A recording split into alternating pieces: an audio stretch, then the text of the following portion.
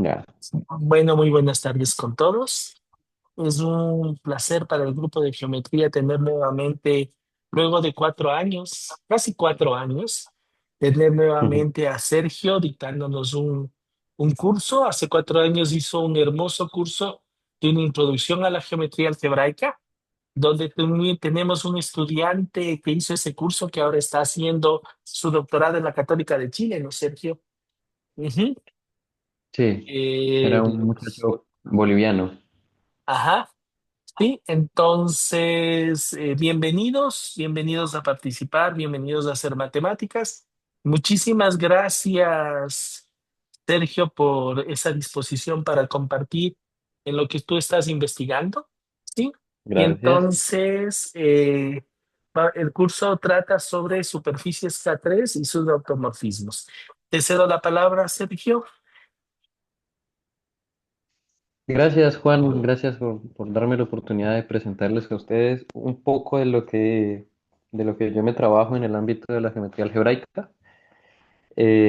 Esto es más un curso, digamos, nivel medio, porque va a ser introductorio sobre lo que son las superficies K3 y sus automorfismos, pero ya solamente el hecho de decir superficies K3 requiere cierto nivel, entonces es introductorio en el tema, pero ya tiene algún background importante, pero trataré de ser lo más autocontenido posible para que no nos perdamos durante el camino y más bien tratar de ir aprendiendo. Mi objetivo es poderles hablar a ustedes sobre algunos teoremas importantes que describen eh, de alguna manera cómo son los automorfismos de superficies K3, que se dividen en básicamente dos tipos: automorfismos simplécticos y no simplécticos. Entonces quisiera explicarles más o menos por qué se dividen justo en esos dos. Hay unos trabajos muy bonitos de los años 90 debidos a Mukai, básicamente, bueno, y a Niculin y a muchos otros, pero vamos a dejarlo en Mukai, donde hay teoremas que dicen cómo deberían ser los subgrupos finitos de grupos de automorfismos eh, simplécticos, y este grupo de automorfismos simplécticos vamos a ver que no pueden ser cualquier subgrupo. Y luego hay otros trabajos también donde uno más o menos explica de qué manera deberían ser los grupos no simplécticos. Y hay un montón de preguntas que rondan alrededor de estos temas. Y pienso terminar con un tipo de automorfismos que son los automorfismos en algún sentido más sencillos. Y aquí he dicho mucho la palabra automorfismo y quiero que pensemos automorfismos como isomorfismos en el sentido de las variedades algebraicas de una variedad en sí misma. Entonces uno podría tener automorfismos que cuando yo lo compongo con sí mismo me da la identidad. Entonces esos son automorfismos de orden 2. Piénselo como en un grupo, cuando yo tengo un elemento de un grupo, tal que cuando lo sumo con el mismo me da el neutro del grupo. Entonces eso significa que tenga orden 2 y a ese tipo se le van a llamar involuciones. Entonces voy a terminar explicando un poco cómo deben ser en algún sentido las superficies K3 que admiten ciertos automorfismos no simplécticos o involuciones no simplécticas. Y cuando yo tomo esa involución y tomo el cociente, que también voy a explicar un poco a qué me refiero con cociente, entonces vamos a ver que uno puede clasificar el lugar fijo, es decir, el lugar de puntos que quedan fijos por la acción de ese automorfismo, y puede ver que eso fija una curva y que esa curva no tiene géneros muy altos, de hecho están acotados. Entonces, acabo de hablar un montón de cosas Y para poder entender ese montón de cosas, primero hay que empezar por definir qué es una superficie K3, a qué me refiero cuando voy a hablar superficies, a qué me refiero sobre curvas. Y aquí hay algo importante y es que estas K3 van a ser definidas sobre los números complejos y van a ser proyectivas.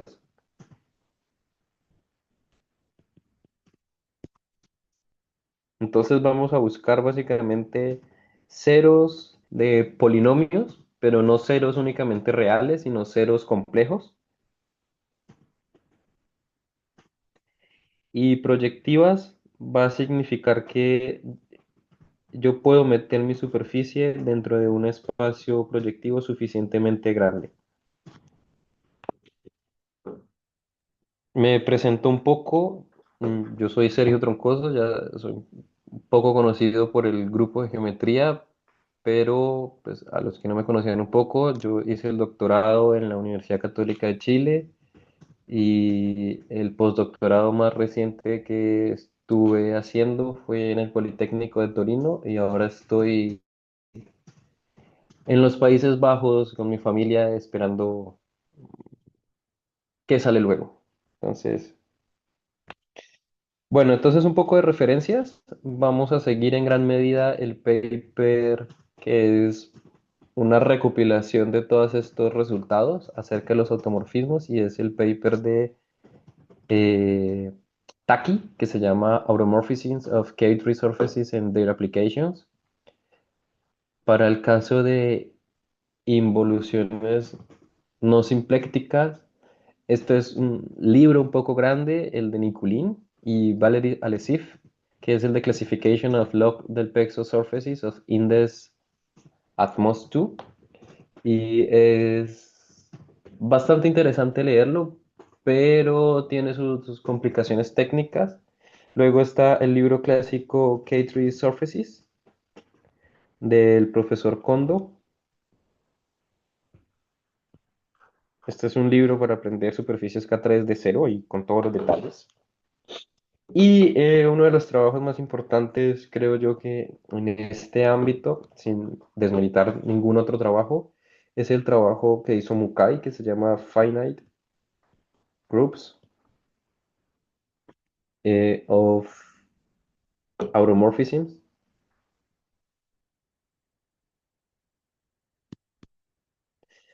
of K3 Surfaces. Y este es el trabajo del profesor Mukai. Ahora, antes de entrar en detalles técnicos, vamos a hablar de un par de curiosidades y es que cuando uno estudia este tipo de superficies K3, al menos la primera vez, hay una cosa que uno le llama mucho la atención y es que tenga un nombre tan particular y hay dos razones para que tenga este nombre. La primera es que eh, muchos de sus estudios, digamos, iniciales y definiciones se deben a Kodaira, Kummer y Kaller.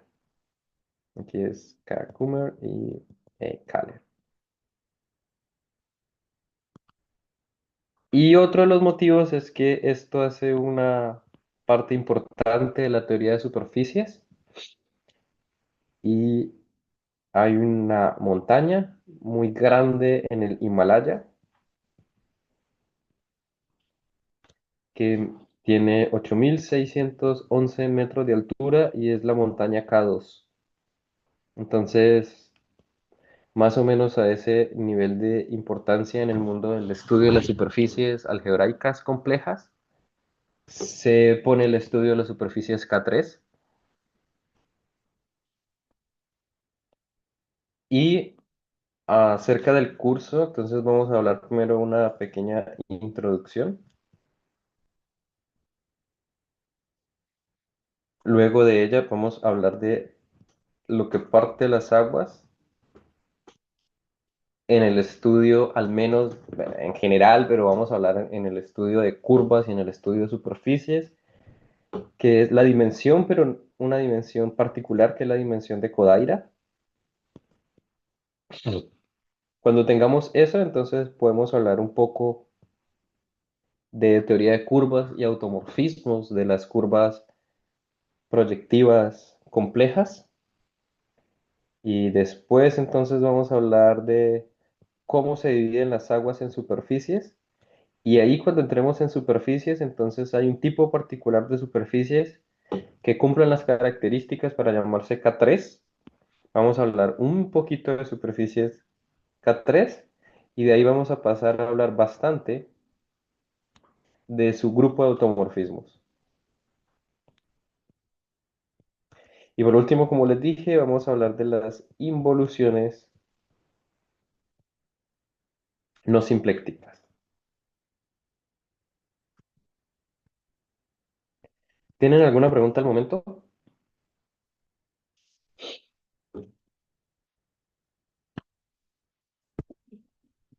Si no tienen preguntas, entonces voy a seguir. Y entonces vamos a definir los primeros objetos con los cuales vamos a trabajar. Permítame un segundo. Entonces los primeros objetos con los que vamos a trabajar, o más bien los objetos con que nosotros vamos a trabajar son superficies. Y entonces para nosotros, superficies, ¿qué va a ser? Va a ser una variedad compleja, es decir, está definida sobre los números complejos, sin puntos singulares,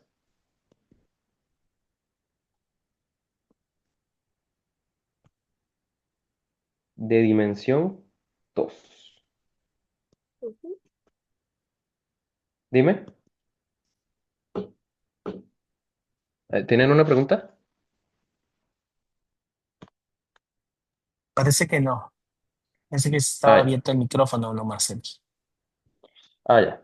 Entonces vamos a decir esto de dimensión 2 y acá uno también podría decirlo de alguna manera que esto es una 4 variedad real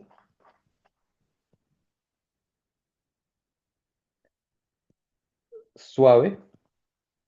¿Y qué significa que no tenga puntos singulares? Significa que aquí nosotros tenemos nuestra superficie y localmente alrededor de un punto, esto lo vamos a escribir como el lugar de anulación de ceros de polinomios. Entonces va a existir un polinomio f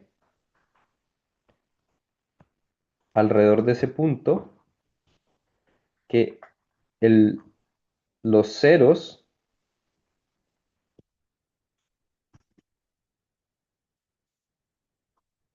todos los x, y, tales que f de x, y valga cero, va a describir localmente a la superficie alrededor de ese punto, pero este f no es una función diferenciable y cosas bonitas, pero que permiten hacer muchas más cosas, sino que esto van a ser polinomios homogéneos,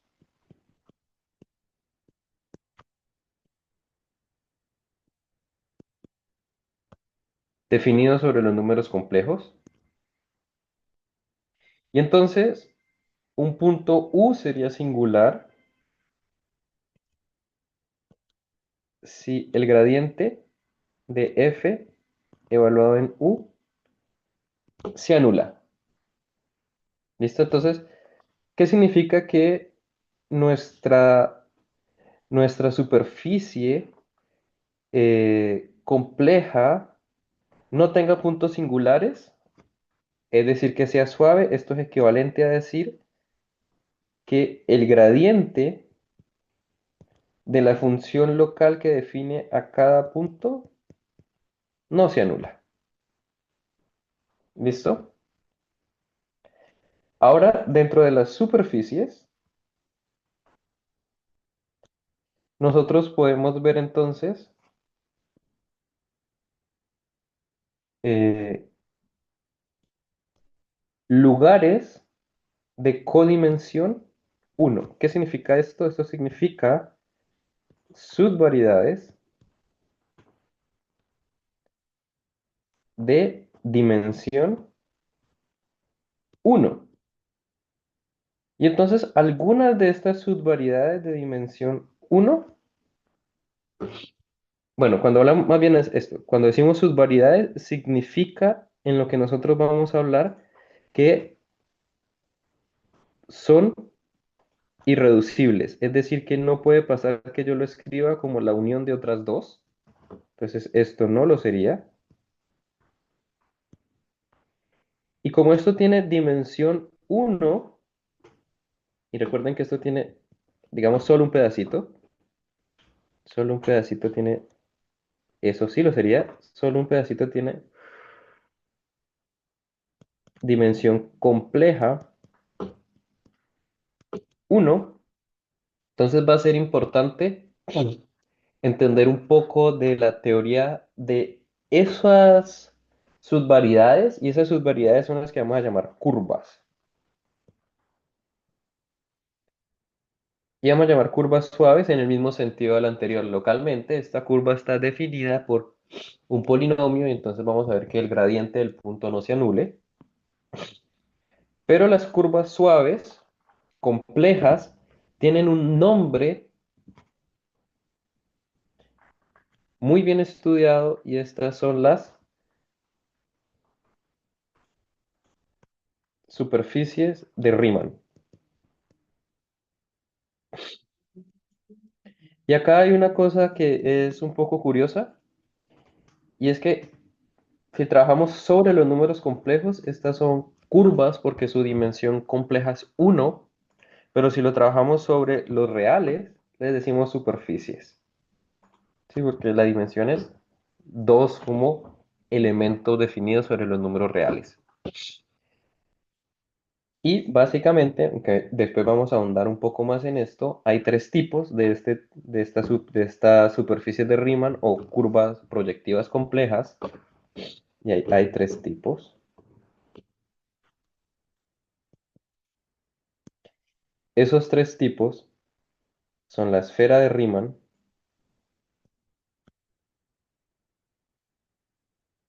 esta es la esfera.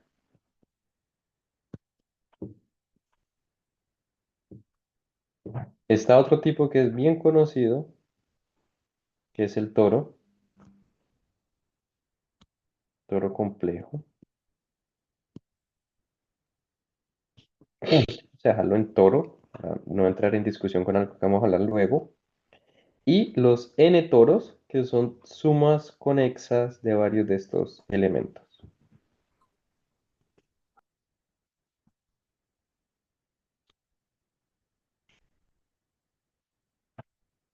Entonces, este es un n-toro. Si nosotros nos basamos solo en este dibujo, que no tiene mayor rigurosidad que lo que he dibujado, pues hay una manera de separar las aguas entre estos tres tipos de objetos geométricos, y la primera es que esta no tiene agujeros, cero hoyitos. Esta de acá es como una dona que tiene un lugar de donde el cual yo la puedo agarrar. Entonces tiene un agujerito y este tiene n mayor o igual a 2.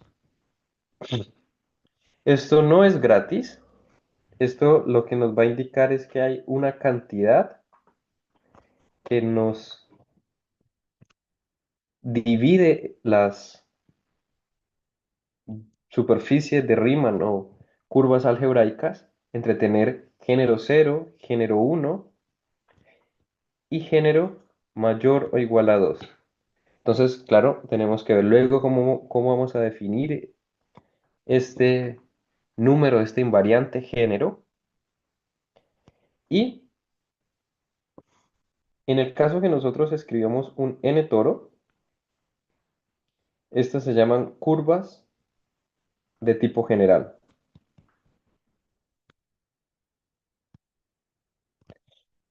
¿Por qué son curvas de tipo general? Básicamente porque si yo escribo un polinomio eh, homogéneo de tres variables que no sea singular, entonces lo más probable es que lo que esto me esté dibujando sea una curva con género mayor o igual a 2 y esto lo vamos a ver por la fórmula del género después. ¿Listo?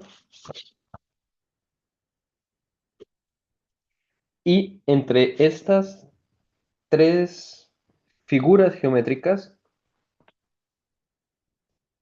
cabe destacar que la recta proyectiva, que por definición es tomar el plano, la recta proyectiva compleja, que es tomar el plano complejo, quitarle el origen y cocientar por la relación de equivalencia que nos dice que el vector xy es lo mismo que el vector x' y', si solamente si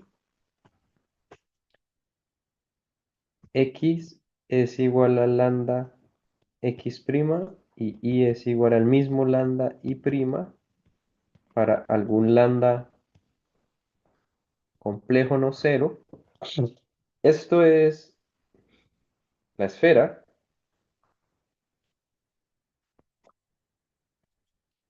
y en el toro,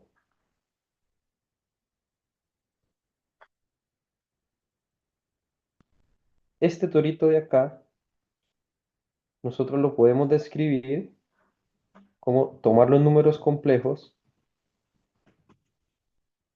y cocientar por un reticulado dentro de los números complejos, donde imagínese que usted aquí tiene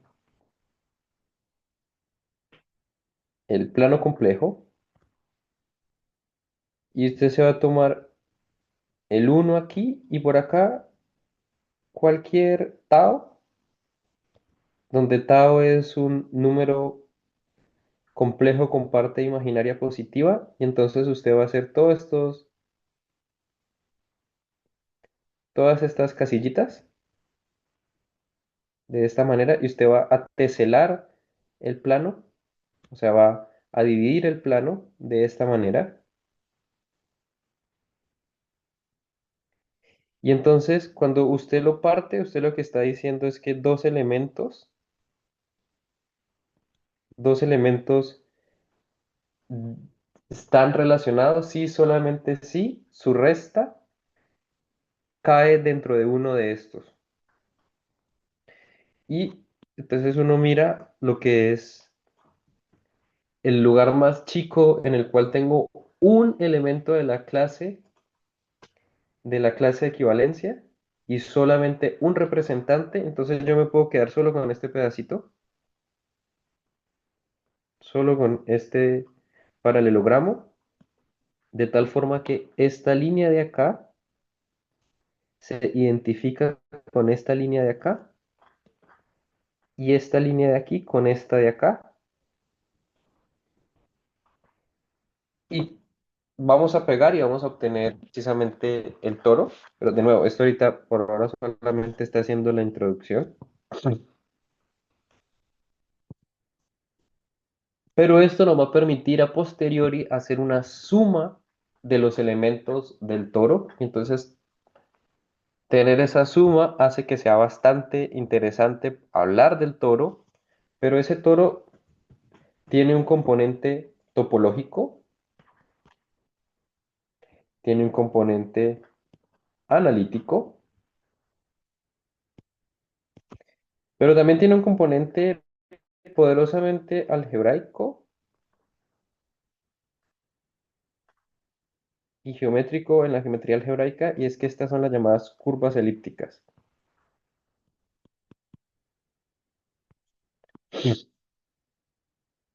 Y el lugar, de los lugares más bien así, donde uno puede generalizar muchas de las cosas que pasan en curvas elípticas y en particular estudiar si existen mapeos donde yo pueda trazar un montón de curvas elípticas y pegarlas todas al tiempo, son las superficies K3. Entonces digamos que las superficies K3 son un lugar de generalización de las curvas elípticas.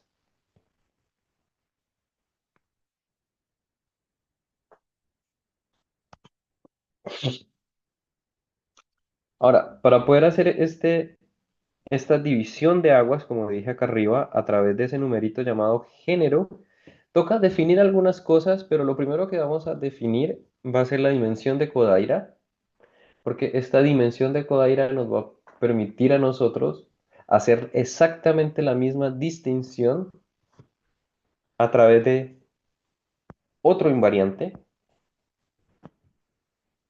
que se llama la dimensión de Kodaira. Entonces vamos a hablar un poquito de ella.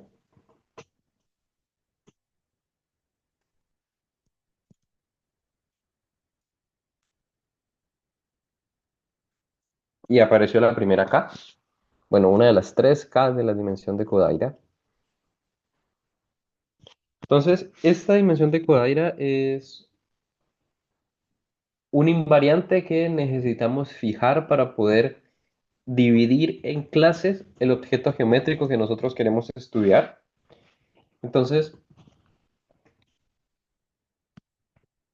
a medida que la dimensión vaya aumentando, entonces vamos a tener más divisiones y va a ser más difícil estudiarlo, pero al menos en el caso de curvas y superficies, solamente tenemos de tres tipos para curvas y de cuatro tipos para superficies y ya vamos a ver por qué vamos a tener esa cantidad de tipos. ¿Listo?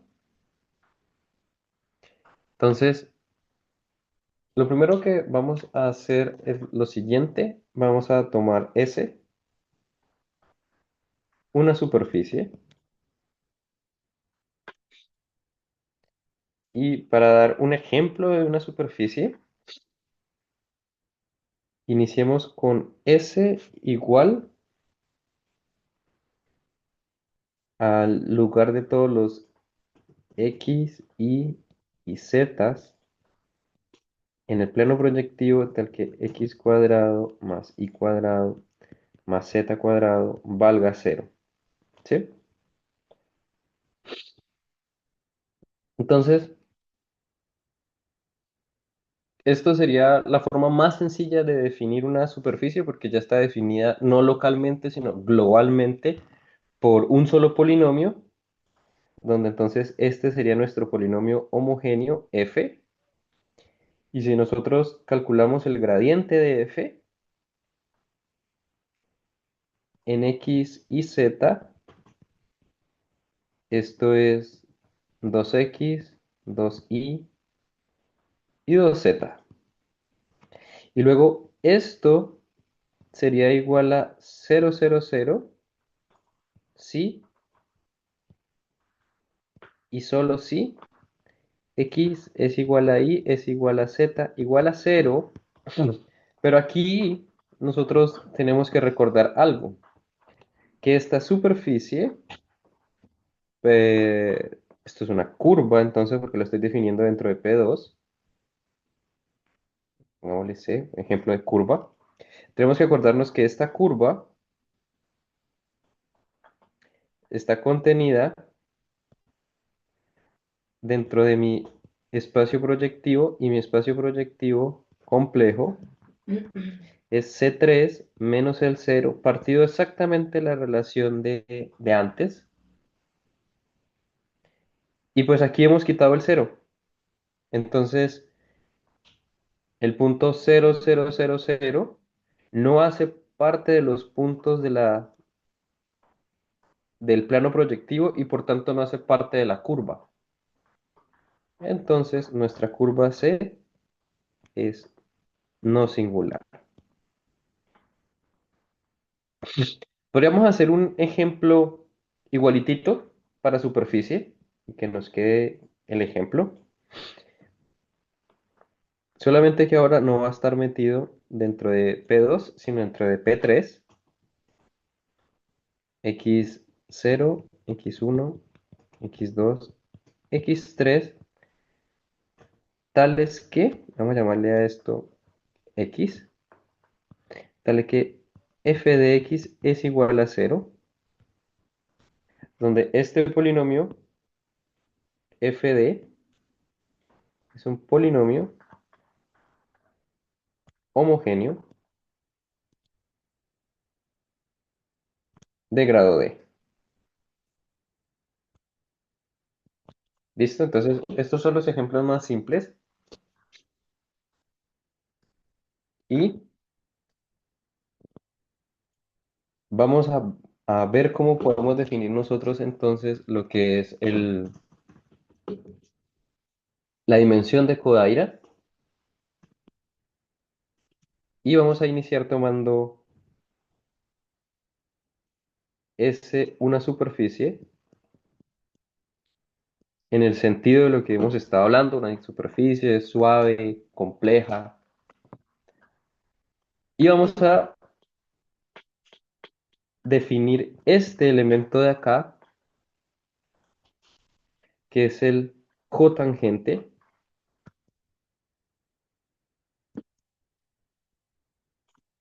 de S, y entonces el cotangente de S, ¿qué va a ser?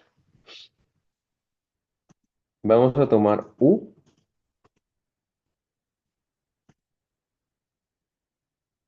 un abierto de S, y como S es una superficie, ¿cierto? Entonces, localmente podemos pensar que tenemos no las cuatro variables de estar dentro de un proyectivo, sino tres de ellas. Y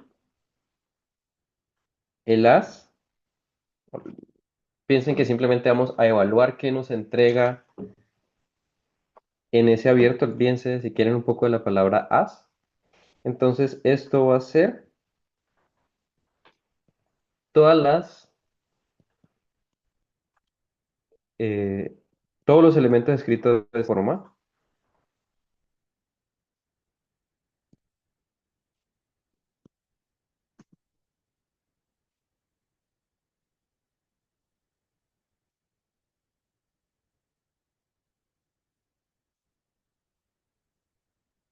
donde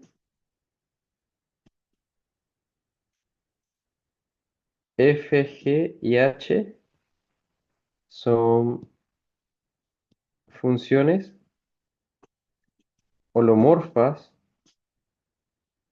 en el abierto U.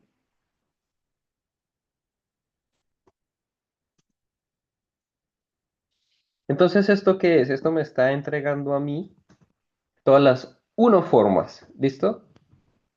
Que recordemos que yo tengo localmente, tengo las direcciones X, Y Z, entonces ahí yo tengo las formas que van en cada una de esas direcciones y estos son las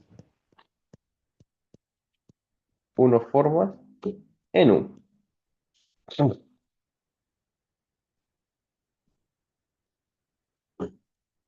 Y yo puedo hacer una cosa y es preguntarme entonces por las dos formas y vamos a llamar por KDS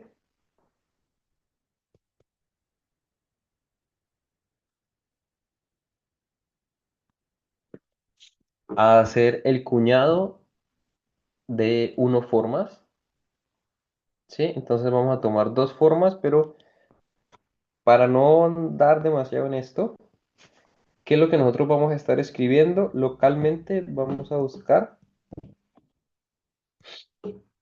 funciones de la forma de X, de Y, ¿cierto? De X, de Y, y, y eso, podemos pensar que estamos localizados solamente en X e Y, por decir algo. Entonces vamos a encontrar las unoformas, las dos formas. Entonces, este señor de acá tiene nombre en particular y este señor se llama el divisor canónico. Entonces, el divisor canónico lo que nos permite a nosotros es poder pensar en las dos formas definidas globalmente sobre toda mi superficie. Entonces, vamos a hacer un pequeño ejemplo.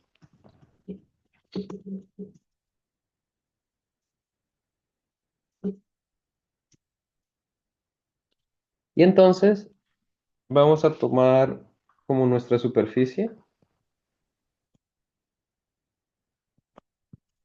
la, el plano proyectivo complejo y vamos a hacer lo siguiente. Vamos a mostrar que el divisor canónico asociado a esta superficie viene dado por eh, menos 3 veces una recta. Y paso a explicar qué significa esto. Esto significa que al yo mirar las formas, las dos formas, entonces esto va a estar dado por una función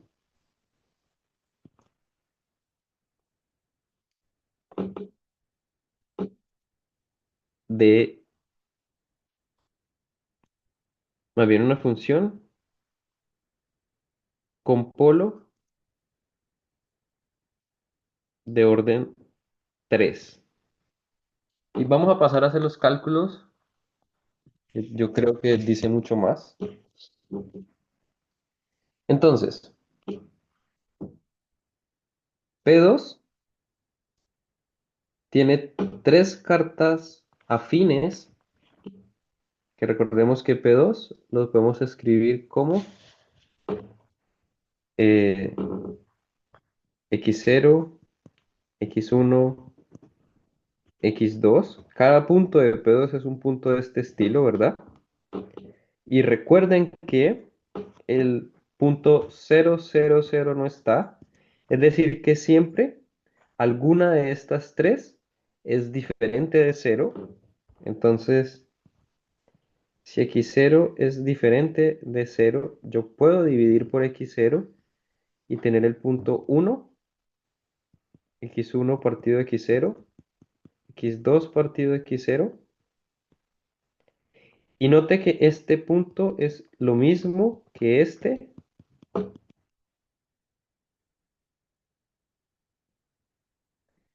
ya que basta tomar lambda. ¿A quién basta tomar como lambda? El uno es la multiplicación del otro por uno sobre x0, ¿sí o no?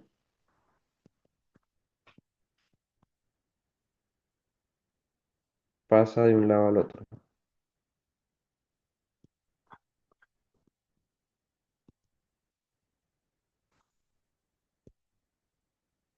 Y lo mismo puedo hacer en cada caso. Si x1 es diferente de cero, entonces yo puedo pensar en x0, 1, x0 partido de x1 y x2 partido de x1. Y si x2 es diferente de cero, entonces puedo pasar a x0 partido de x2, x1 partido de x2 y 1. Entonces, este juego que puedo hacer con cada una de las tres variables proyectivas me permite a mí decir que yo tengo tres abiertos afines. El abierto U sub 0, que es cuando la variable x sub 0 es diferente de cero, o puedo asumir que es igual a uno.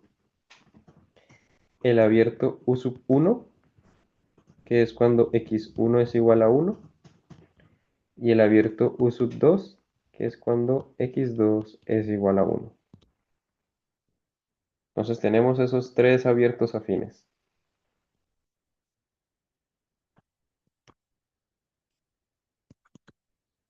Bien, entonces vamos a hacer una cosa. Parémonos en el abierto U sub 0. Y entonces en ese U sub 0 vamos a tener básicamente dos coordenadas. La coordenada X igual a X1 partido X0 y la coordenada Y igual a X2 partido Y sub 0, porque la otra coordenada, pues son tres coordenadas globales, pero solamente dos coordenadas locales. La otra coordenada, pues se hace uno. ¿Listo? Y entonces tomemos dos formas.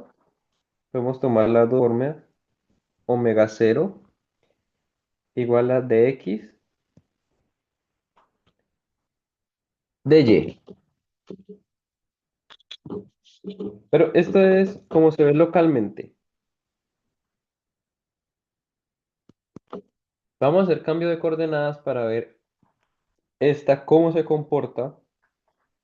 Esta de aquí, quiero ver cómo se comporta no localmente, sino de manera global. Entonces vamos a pasar a la carta.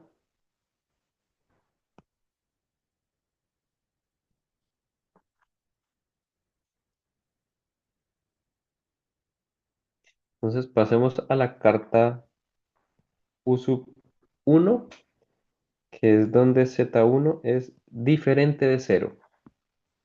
Entonces, ¿qué coordenada vamos a tener aquí? Vamos a tener la coordenada x' igual a x0 partido x1, pero esto es precisamente en el otro abierto, la coordenada 1 sobre x, y la coordenada y', que es igual a x2 partido x1, que esto, si mezclamos las cartas, entonces esto sería y partido x. Entonces vamos a ver cómo se ve ahora nuestro omega 0 con estas nuevas cartas. ¿Listo? Entonces, omega 0 se ve como dx, pero este dx es, bueno, esto es dx y de y, pero tomando derivadas,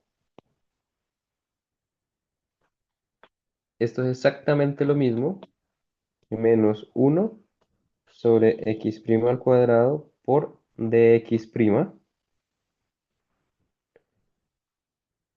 Y ahora tomamos la derivada de di en términos de x' e y', porque si lo hacemos de esta manera, pues también tenemos al revés. X es igual a 1 sobre x' y y es igual a y' sobre x'. Entonces tomamos derivada porque es ese símbolo de, es el símbolo local de la derivada. Entonces esto sería eh, x' de y' menos y' de x' sobre dx'. ¿Listo? Y ahora vamos a ver esto que nos da. Que nos da lo mismo que menos 1 sobre x' cuadrado por dx', y esto me queda dy' sobre dx'.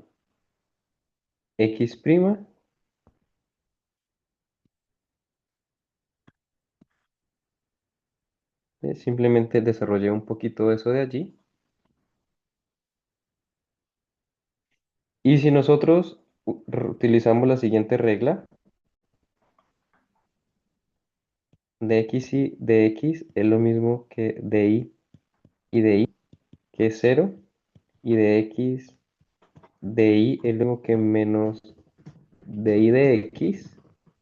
Entonces podemos terminar calculando y ver que esto es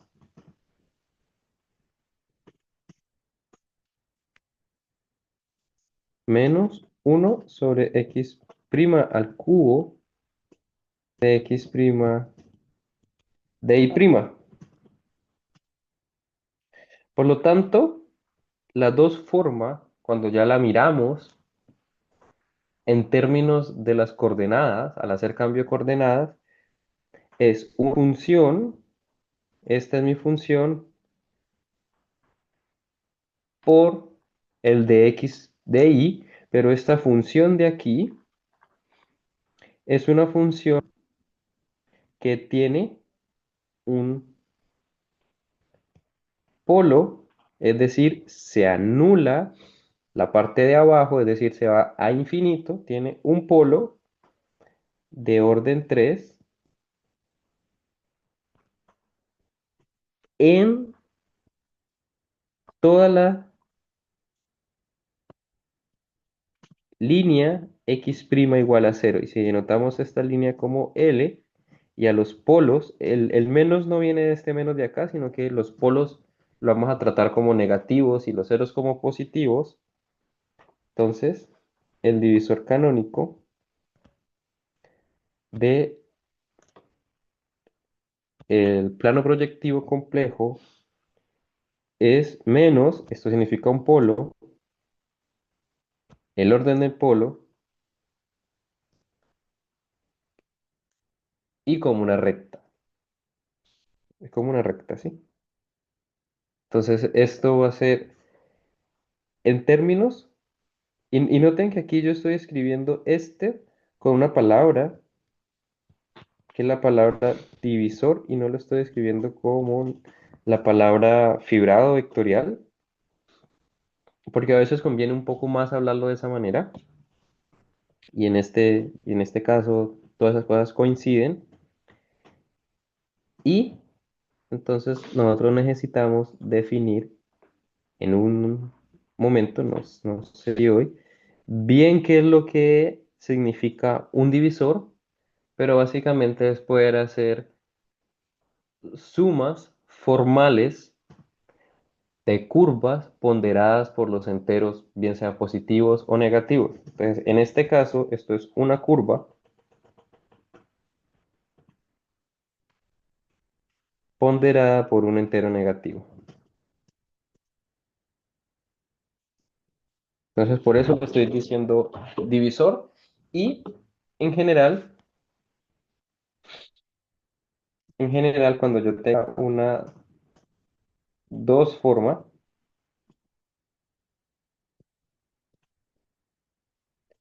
entonces yo puedo decir que el divisor canónico de la superficie va a ser dado por el divisor de ceros y el divisor de polos son ceros. Estos son polos de F. Entonces, hagamos un ejemplo, no necesariamente de un divisor canónico, pero cómo calcular, digamos, el divisor de ceros y polos de una función. Entonces, volvamos a estar en P2 y supongamos que tenemos lo siguiente, tenemos, escribámoslo de esta forma, recordemos que esto tiene coordenadas X, Y Z, coordenadas homogéneas o coordenadas proyectivas. Entonces vamos a escribir X menos Y al cuadrado por Y más Z sobre Z a la 3. Esta va a ser nuestra función f de X y Z. Entonces, esta función, cuando nosotros miremos el divisor asociado a f y lo dividimos entre la parte de polos y la parte de ceros, esta se anula con multiplicidad 2 cuando x es igual a y, más se anula con multiplicidad 1 cuando y es igual a menos z, y tiene un polo de orden 3 cuando z es igual a 0. ¿Listo?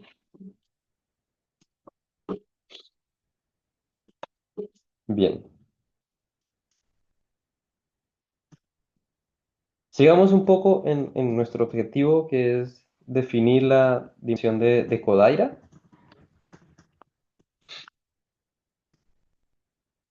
Y va a ser de la siguiente manera.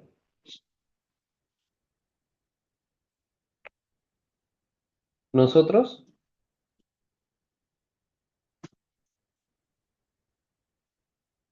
nosotros podemos pensar en este espacio vectorial.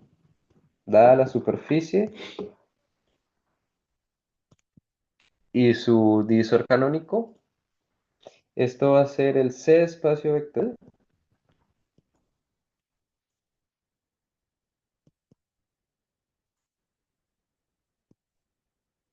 C espacio vectorial de dos formas que están definidas globalmente. Definida en todo S.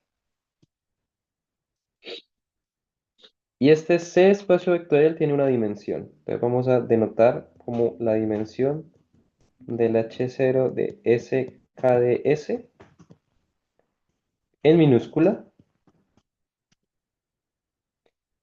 Y ese numerito es el que nosotros vamos a llamar el género de la superficie. Pero más aún, nosotros podemos entonces pensar en otro espacio vectorial,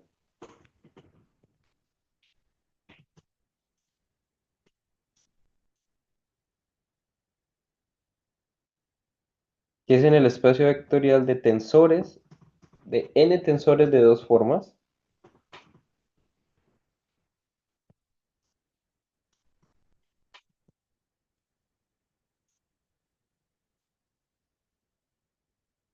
Tenemos este espacio vectorial. Pero, ¿qué significa esto? Esto significa que si localmente estaba definida por f, entonces f a la n, y quisiera yo que se definiera globalmente. C espacio vectorial de n tensores de dos formas definidas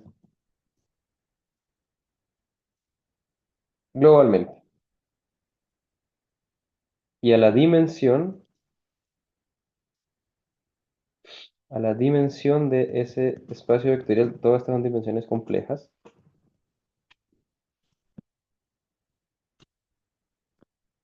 la vamos a llamar el enésimo plurigénero.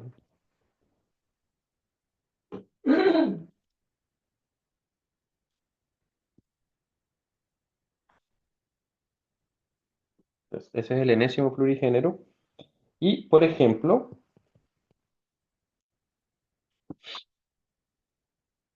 veamos cuál es el género del del plano proyectivo complejo. Entonces nosotros ya vimos que su divisor canónico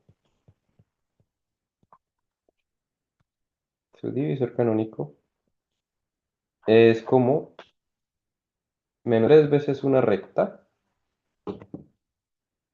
Y veamos entonces qué significa el H0 de ese elemento. Bueno, aquí es preguntarnos si es posible definir de manera global polinomios homogéneos que tengan polos de multiplicidad 3. Pero resulta ser que los polinomios nunca tienen polos porque son polinomios, ellos están definidos globalmente. Entonces, esto dice que el único elemento de este espacio vectorial es el cero, porque no hay polinomios con polos, y por lo tanto, el género de P2 es cero Y haciendo una analogía similar,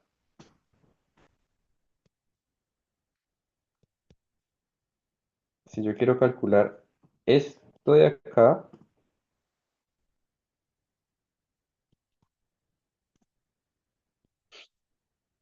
bueno, entonces recuerdan que les dije que esto era como si yo tuviera la función y lo elevara a la n. Entonces mi función localmente era x a la 3 a n.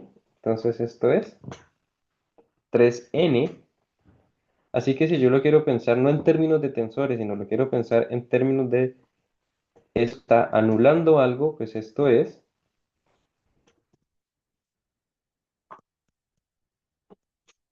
una función que se anula con multiplicidad 3n como polo a lo largo de la recta x igual a 0.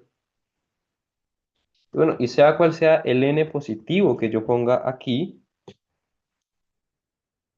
n mayor o igual a 1, esto siempre me va a preguntar si es que existen polinomios con polos y cada vez polos de orden más alto, pues de esto tampoco hay, y por tanto el plurigénero, todos los plurigéneros de P2 es igual a 0, y básicamente eso es lo que caracteriza que una superficie sea P2.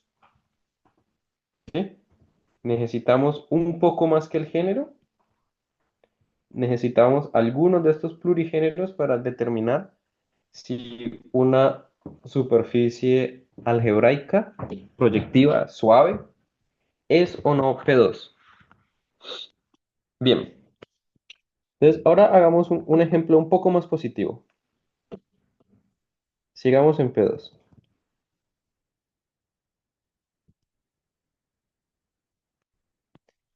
y definamos lo siguiente. Definamos eh, el subespacio vectorial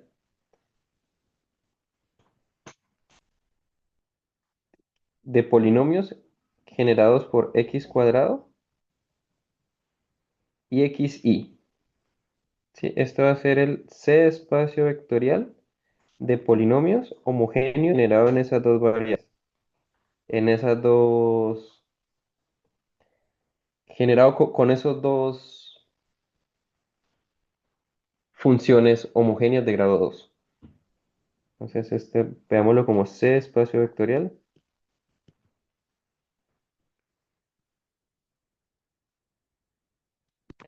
como C espacio vectorial. Entonces, yo sé que esto tiene dimensión 2. ¿Sí? A esto le llamo gamma. La dimensión compleja de gamma es 2. Y x cuadrado es una función y x por y es otra función. Entonces yo puedo definir una función que va a P2. Y ahorita vemos si trazamos esto así como lo estoy dibujando o toca hacerle punticos a la proyectivización del espacio vectorial gamma. ¿Sí? Que como gamma tiene dimensión 2, este espacio proyectivo tiene dimensión 1. Y aquí tomamos un elemento x0, y0, z0 y lo vamos a enviar a x0 al cuadrado, x0 y 0. Es decir, básicamente tomamos este punto x, como x significa toda la tripla, y lo estamos enviando a, si esto le llamamos función 0 y esto le llamamos función 1, estamos evaluando eso en la función 0 y eso en la función 1. ¿Listo? Pero notemos una cosa. Si x es el punto 0, 0, 1, que es un punto totalmente válido en P2, y a esta función le llamamos phi, ¿Cuánto nos da phi de ese puntito X?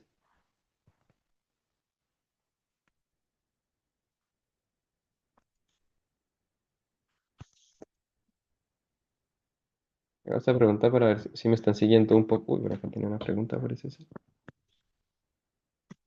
Ah, no. A ver si me están siguiendo un poco. Sí, Sí. Ya, dime. sí, que alguien se atreva a responder. ¿Que abre el micrófono? 00 está Muy puesto. bien, muy bien, cero Ah, cero, muy bien, muy bien. Alguien colocó cero, pero cero cero tiene un problema. Cero cero tiene un problema enorme. Y el problema de cero cero es que este cero cero no es un elemento de P1. Entonces, esto casi que nos permite definir una función. Esto nos permite definir algo que llamamos un mapeo. No función, sino nos permite definir un mapeo. ¿Por qué? Porque no está definido en todos los puntos. ¿Listo? Entonces, ahora, ¿qué pasa si yo no considero solamente estos dos elementos de grado 2, sino que noten lo siguiente, sigma es un subespacio vectorial del espacio vectorial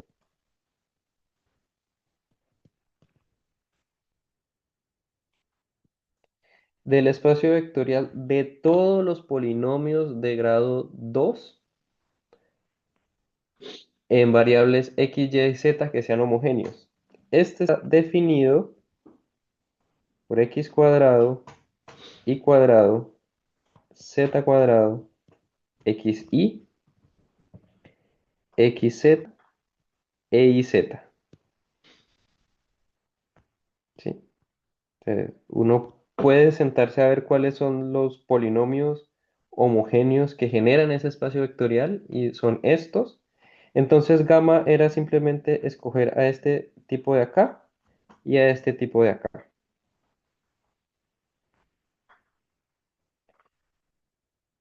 Y ahora sí yo puedo definir phi, otro phi, porque ese phi ya no depende de gamma, sino que depende de todo este espacio vectorial, que voy a colocarle h. Este phi depende de h, que va de P2.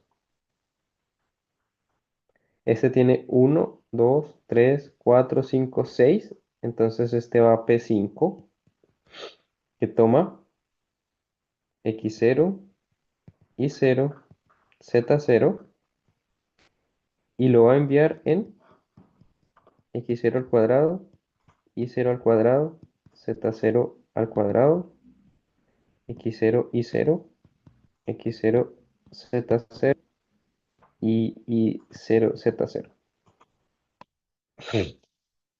Y este morfismo sí está bien definido porque van a ver, esto es un pequeño ejercicio, que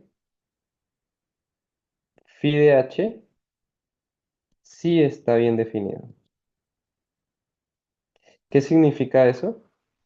Eso significa que no hay ningún punto que anule al tiempo a todos los polinomios, no hay ningún punto diferente del 000 que no está en P2, que anule al tiempo a x0 al cuadrado, y0 al cuadrado, z0 al cuadrado, xy, xz y z. ¿Listo? Entonces hay que verificar esa cosa. ¿Y yo para qué estoy diciendo todo esto? Yo lo estoy diciendo por lo siguiente. Cada que yo tengo un H0, S, yo lo escribí de esta forma, K de S tensor N. Esto por más raro que se vea, esto es un espacio vectorial definido por algunas funciones. Digamos S0, S1, hasta Sm. Entonces siempre voy a poder definir, quizás en algunos puntos no se defina, pero siempre va a poder definir el morfismo phi que va de la superficie en P a la M. Noten que este tiene M más un elemento, entonces P a la M, que toma un puntito S de S y lo envía, pésima letra S, un puntito X de S y lo envía a S0 de X, S1 de X, hasta SM de X. ¿Listo? ¿Y qué es lo bueno de esto? Lo bueno de esto es que a veces no está definido en algunos puntos, pero en general esto está definido.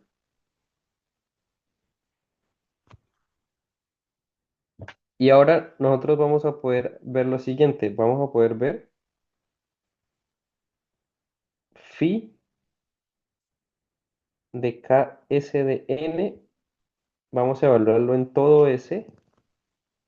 Y eso va a ir quedando metido dentro del P a la M correspondiente. El P a la M es proyectivización de este espacio vectorial.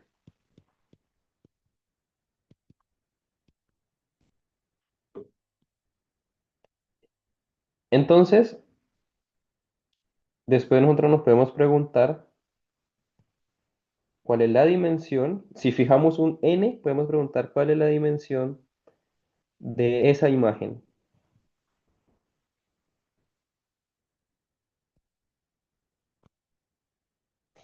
Y esto, pues esta dimensión compleja, esto nos da un numerito. Después podemos preguntarnos, no solo por esa dimensión, sino por el máximo variando n de esa dimensión.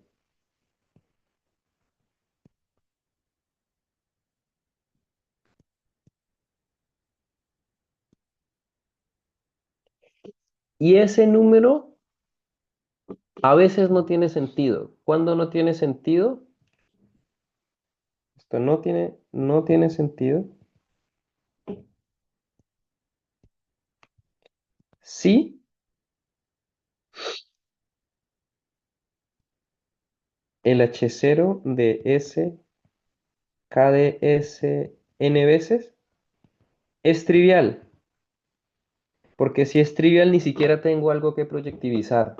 Entonces, no puedo ni siquiera definir ese mapeo. Y esto es equivalente a decir que esto no tiene sentido si solamente si el plurigénero de S siempre vale cero. Entonces, cuando eso suceda, vamos a definir la dimensión de Kodaira como sigue, teniendo en cuenta ese pequeño problema que podemos tener ahí.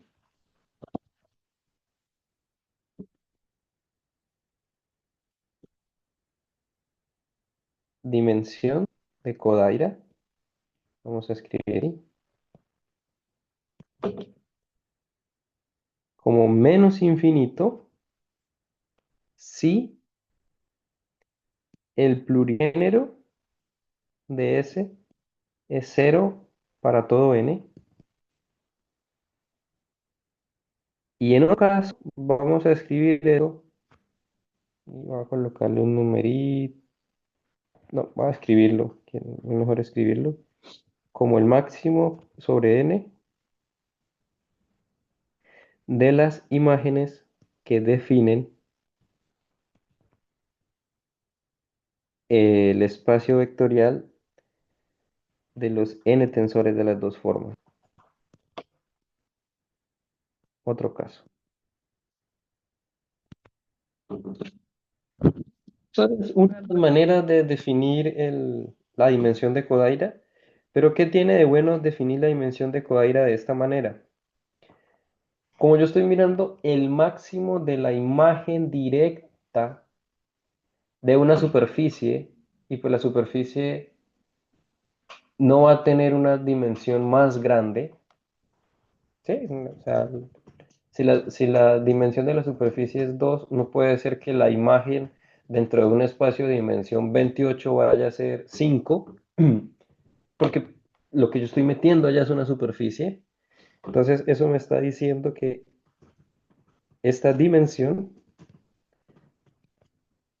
puede tomar los valores menos infinito, 0, 1 y el máximo que es 2.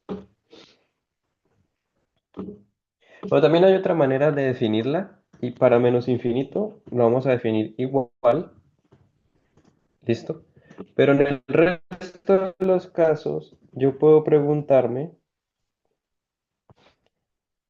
cómo crece el plurigénero. Plurigénero de mi superficie, ¿cómo crece en términos de n? Es decir, esto se aproxima polinomialmente a n a la cuánto. Entonces, cuando esto es constante,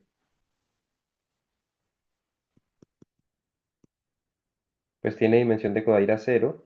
Cuando esto uno lo aproxima de manera lineal, esto tiene dimensión de Kodaira 1. Y cuando uno lo aproxima de forma cuadrática, tiene dimensión de Kodaira 2.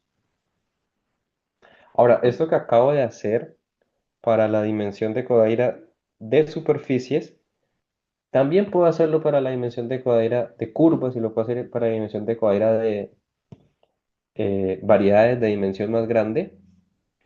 Solamente que aquí pues me quise concentrar en lo que va a ser la mayor parte de nuestro trabajo, pero si es curva, vamos a definir la dimensión de Kodaira de la curva de la misma manera, estudiando el divisor canónico, pero este numerito va a ser menos infinito, 0 o 1. ¿Y qué es lo mágico de esto?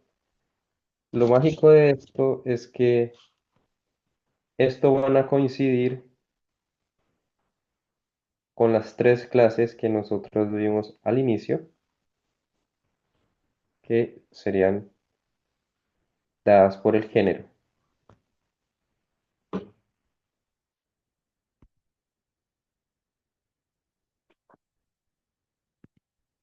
¿Listo? Y entonces, en general,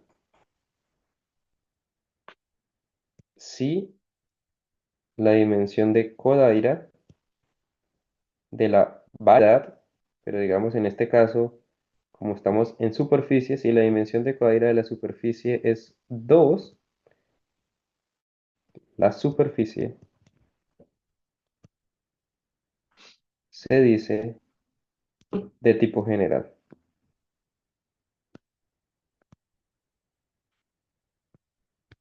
¿Listo?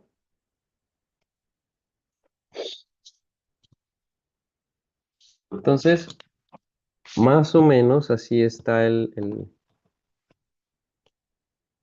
así se define esta dimensión de Kodaira. Y entonces ahora vamos a hablar 10 minutitos de curvas, que no lo vamos a terminar todo, claramente, pero vamos a poder definir un par de cosas.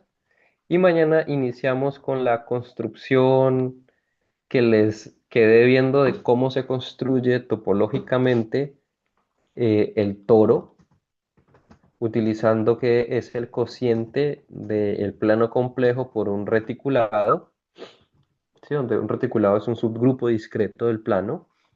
Entonces vamos a ver cómo lo podemos definir y cuando lo definamos, entonces también vamos a poder definir una suma dentro del toro y definir entonces el primer automorfismo que va a aparecer. No va a ser un automorfismo de superficies K3, pero sí va a ser un automorfismo de las curvas algebraicas de tipo elíptico, es decir, toros. Y yo soy del, cuando ve la película la arruina un poco, entonces voy a arruinar un poco esa parte para que se queden pensando, pero mañana lo hacemos de manera bien hecha. Entonces, imagínense que ustedes tienen aquí su toro, ¿cierto? Entonces, un automorfismo es una manera de asignar puntos, pensémoslo así por un momento, asignarle a los puntos de el toro otro punto del toro, de tal manera que yo no vaya a perder la forma. Entonces, una manera de hacerlo es, suponga que usted tiene esto aquí alrededor de el eje y lo vamos a rotar. ¿Listo? Entonces, esa rotación nos va a generar una asignación de puntos del toro en el mismo, pero cuando yo roto ese toro, este punto de acá nunca lo moví, este punto aquí nunca lo moví, este punto de aquí nunca lo moví y este punto de aquí nunca lo moví.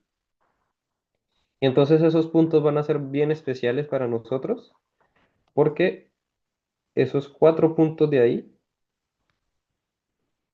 son puntos fijos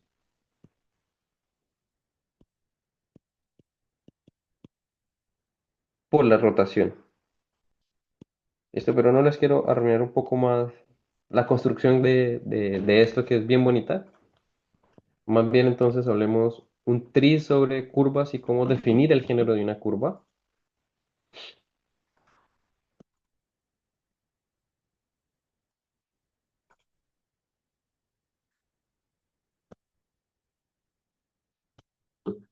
Entonces, ya lo he dicho varias veces, que las curvas yo las puedo definir, las puedo separar en aguas por un número llamado género. Pero entonces, para definir formalmente lo que es el género, vamos a usar el grado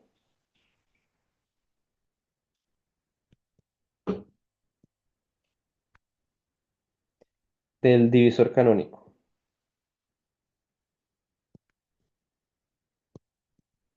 Ese elemento es muy importante. Entonces, primero imaginémonos que nosotros tenemos una curva. Como curva compleja, pues pensemos que es una línea.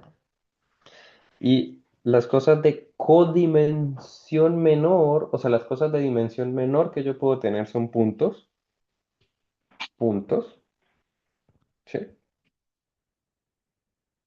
Cada uno de estos puntos yo puedo ponderarlos, digamos P1, P2, P3, P4, P5, y cada uno de estos puntos yo puedo ponderarlos de manera positiva o negativa y formar una suma formal de estos puntos. Entonces yo puedo hacer la suma de alfa i, pi, y de 1 hasta 5 y cada uno de estos alfa i algún número entero. ¿Listo? Entonces, esa sumita de ahí tiene asociado un grado. Te vamos a llamarle a esta suma de acá d.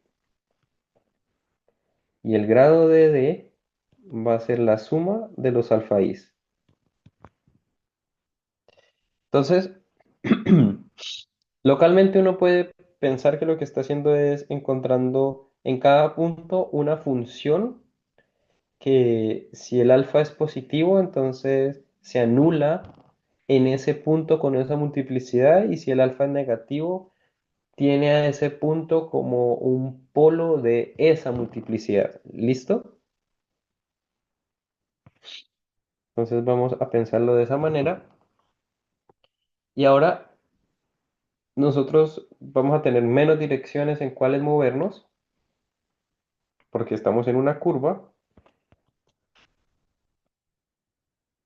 y el divisor canónico de la curva entonces va a ser de nuevo asociado a una función f, digamos que está en variables x, y, pero localmente tenemos una sola dirección, f de x. Y ahora solamente tenemos una sola forma. Claramente podemos tener más variables porque eso puede estar metido dentro de algo de dimensión muy grande, pero cuando hacemos cambio de variables podemos pensar que está en una dirección. Entonces estos son el divisor de ceros.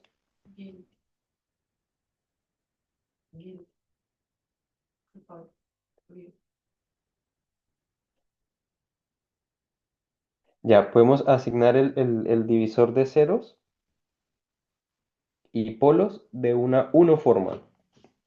Hay un teorema que no quiero mencionar acá y es que por cada unoforma que uno tenga, el divisor es equivalente y en el caso de curvas, el, el grado va a ser el mismo. Entonces podemos tomarnos cualquier unoforma y calcular el grado. ¿Listo? Entonces, en particular, como este de acá, lo podemos escribir como suma de algunos IPIs igual de uno hasta t, digamos, puntos.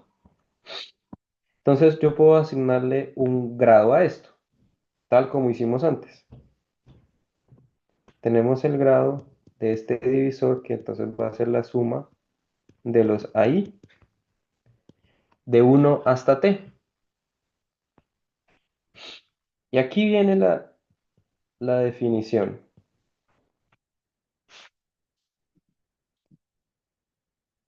El género de una curva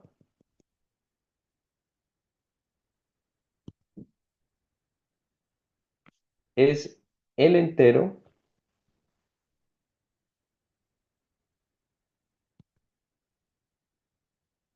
no negativo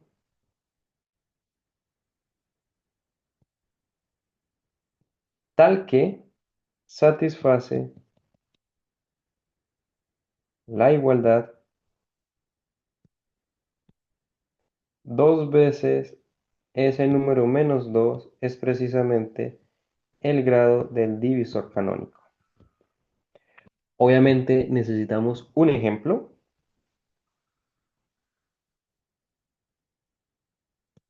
y terminamos. Y el ejemplo es, vamos a tomar la recta proyectiva compleja, similar a como hicimos con el plano proyectivo complejo, la recta proyectiva compleja tiene divisor canónico dado de la siguiente manera. Perdón que estoy conectando. El divisor canónico es como menos dos veces que se anule un punto, digamos, x igual a cero. Entonces el grado de este divisor canónico es menos 2 y por lo tanto 2 veces el género de P1 menos 2 tiene que ser menos 2, lo que implica que el género de la recta proyectiva compleja es cero. ¿Listo? Pero por otro lado, este divisor canónico a la n va a ser entonces como menos 2n veces x igual a cero y de nuevo ese h0 de acá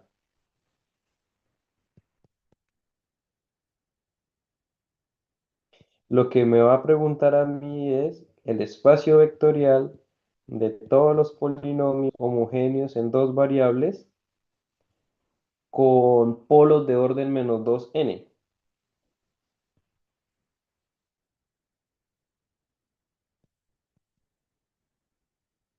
Y esto no hay.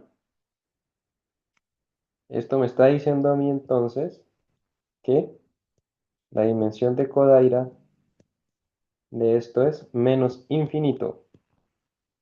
Entonces, G0 para curvas es equivalente a decir que dimensión de Kodaira menos infinito. Listo, yo creo que dejamos acá. Mañana hablamos un poco de las curvas de género uno. Vamos a hacer la construcción topológica del toro, a presentar la suma y vamos a empezar a hablar un poquito de automorfismos de las curvas. ¿Listo? Listo, Sergio, muchísimas gracias a todos los participantes. Les pido, por favor, no se olviden en el chat, compartí el link del Forms para registrar la asistencia el día de hoy, ya que a todas las personas que nos acompañen los 5 días del curso vamos a emitirles un certificado de asistencia al mismo. Muchísimas gracias, Sergio. Nos vemos mañana. Sergio, nos puedes compartir tal vez el documento, el escrito, tal vez por este Ya. medio? Si le puedes Sí, hacer ya. PDF antes de cerrar. Sí, ya. Yo voy a estarlo revisando por si alguna cosita se me ha pasado, pero sí. Déjame un segundo, yo veo cómo hago para compartir. Creo que puedo venir acá.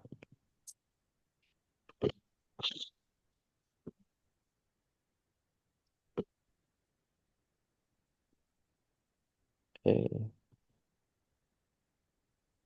Copiar, quizás, pegar. Ah, no, así no puedo. ¿Alguien me explica cómo hago para compartir un documento por aquí? Bueno, estaba viendo si está habilitado para poder compartir documentos. Ajá. Ujú. Ahí el que dice documentos está en la barra inferior. Participantes, chat, eh, otro No, documento, pero no, documento. no sé si, ¿verdad? No, esto es un Google No, Docs. ya, espérate, creo que ya le activé. No, no se me activó. Espérame. No, pero creo que no me pude activar. Intenté activarle para compartir documentos por el chat. No sé por qué no se activó. Ujú. Todos los No, participantes. Esto es un Google Doc. Eh, Espérate, ya. pues yo lo puedo Compartir. enviar, te lo puedo enviar a ti ya Me lo envías a mí al WhatsApp. y yo lo comparto por esta vez por el WhatsApp para saber, porque no se me quiso activar ni a mí. Ujú. Ya pues, Listo. muchas gracias a todos. Ya Gracias, Sergio. a usted, gracias, muchas gracias. Gracias. Una buena tarde. Igualmente, chao, chao. Chao.